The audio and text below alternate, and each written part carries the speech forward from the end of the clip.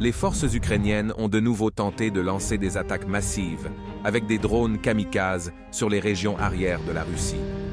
À Bryansk, tous les appareils ennemis ont été interceptés. Le bâtiment de l'usine Kremny EL et le bâtiment de la commission d'enquête ont été endommagés. L'un des drones a été intercepté à la périphérie de Moscou, dans la région de Ruza. Après avoir été dévié par la guerre électronique, le drone a perdu le contrôle et s'est écrasé dans le village de Lukino.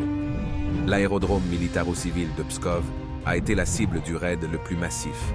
Les systèmes de défense aérienne russes ont neutralisé la plupart des drones, mais d'autres ont réussi à endommager 4 avions de transport militaire Il-76.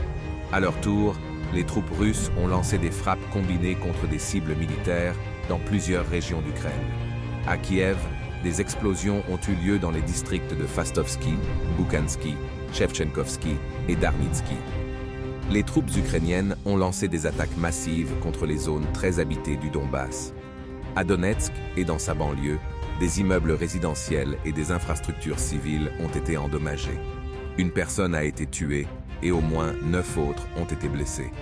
Dans le secteur de Vremievski, en raison des pertes subies, les troupes ukrainiennes ont été contraintes de réduire leur activité offensive. Profitant du manque d'initiative de l'ennemi, les troupes russes élargissent la zone sous leur contrôle à l'ouest de Staromayorsky. Dans le secteur d'Orekov, les unités ukrainiennes ont pu réaliser une légère avancée au nord-ouest de Verbovo.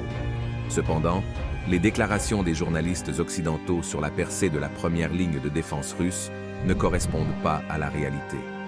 Dans la région de Kherson, des troupes ukrainiennes ont débarqué des troupes sur plusieurs îles du liman du Dnipro.